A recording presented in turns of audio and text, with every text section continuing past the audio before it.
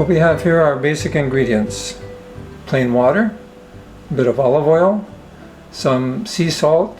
This is herb amara, but you can choose the kind that you want, and some rice flour and bean flour.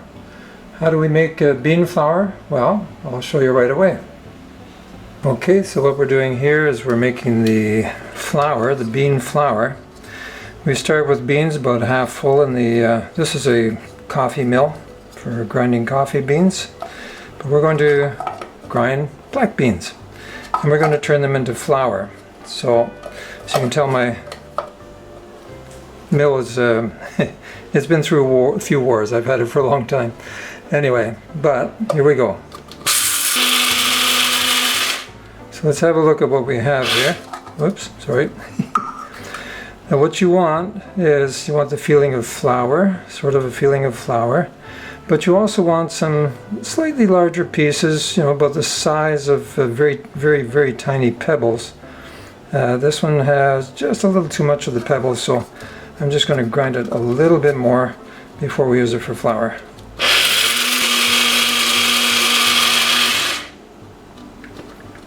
Alright, so we've run this just a little longer. So total time was probably about 2.5 minutes, but it's going to depend on your little mill, how it handles this.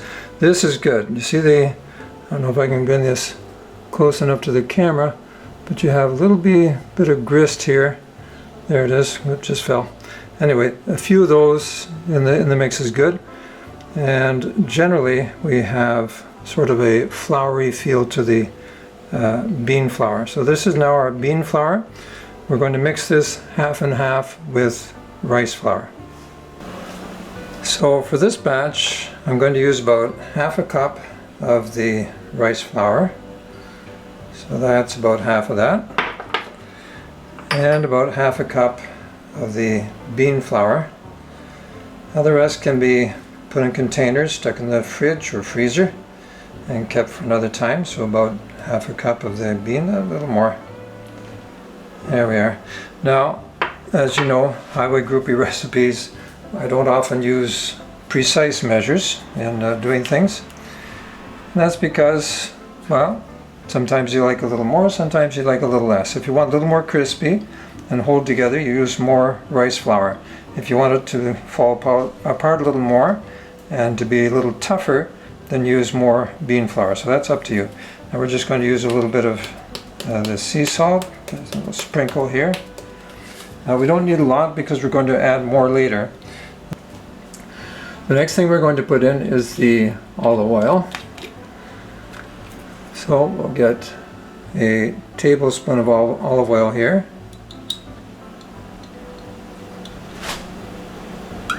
There we go. More or less, again. You can mix that in if you want. Mix the two together. So you're mixing in the salt and everything. The reason that we're sort of mixing in the olive oil here on its own is so that it doesn't separate from the water later on. So just getting it in there, that'll be good. It'll all get spread around as we go forward. Okay, so now we start with the water. You always add wet to dry. Do not add dry to wet, because you will wind up with a huge batch that you didn't want, and it'll probably be too liquidy. So now we've used about half a cup of water so far, and eventually I'm going to get my hands in there and really work it up, but right now I just want to get it mixed in together. And it's not quite there. Well, maybe. No, not quite there. So I'm going to use just a hair more. Now, if olive oil is too strong of a flavor for you, because it does have a pretty strong taste, you can use soya oil or any other vegetable oil. So that's entirely up to you. I like the taste of olives, so it doesn't really bother me. Now we see that our dough is kind of sticking to the spoon, but it's not really gelling together. So maybe just a hair more water. Again, it's going to depend on how dry of a day it is, on how thin or how fine your bean flour is as to exactly how much water you use. So this is why we're not getting an exact measure, but now you see it's forming into a doughy lump, and that's what we want. So we're going to just make sure that it's nicely mixed together here, and okay, so that's not bad. It may be just a hair too much water, but nah, maybe not. Okay, so now what we're going to do is we're going to roll this out on the sheet that I have underneath here. Now before we do that, we're going to dust the sheet. Now you can dust it either with a little bit of bean, or you can dust it with a little bit of rice, whichever you want.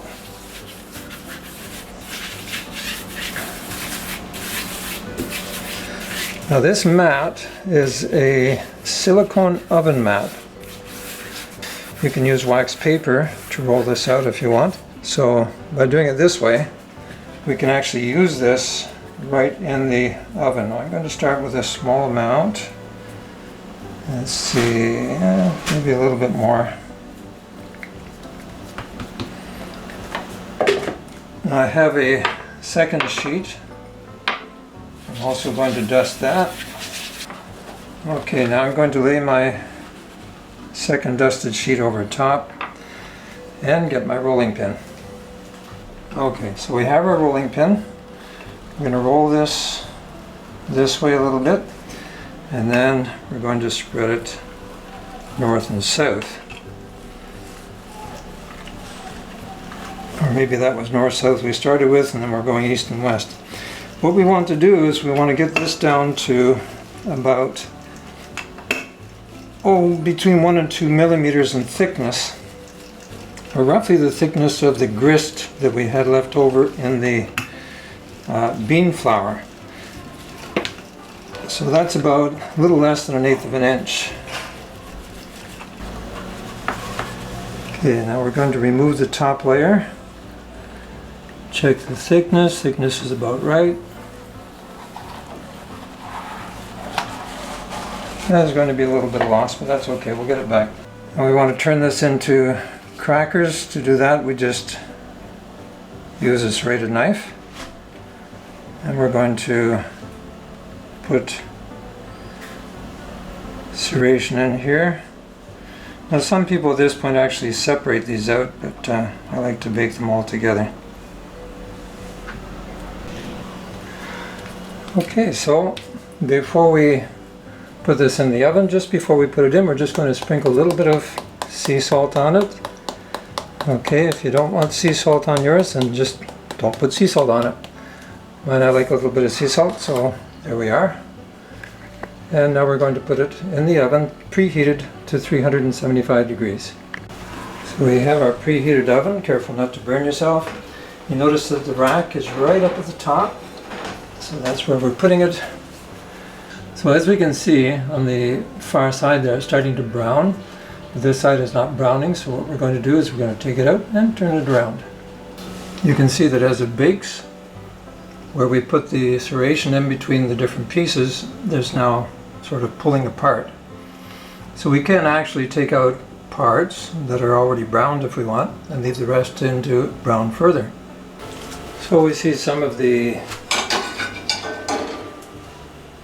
our crackers have already turned brown, so we're going to take some of them out. So just break that off there.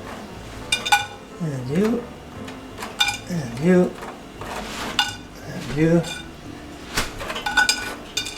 Now the idea is that they cannot bend. They have to be able to be breakable. The others are just not quite done, so we're going to leave them a little bit longer. And there we have it. There's the rest of our batch. As you see, if I take one, even though it's not quite as brown as the others, but if I take it and do that, it breaks. It does not bend. So this is ready to be put away. And that's it. That's our great crispy beanie. And what's interesting too is that once we've removed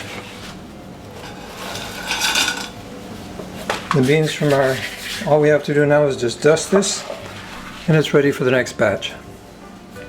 Hi. If you enjoyed what you saw in that video, then please click the subscribe button over here. Yeah, that one. Click the subscribe button, please. And whenever I put a video up, you will find out about it. Please.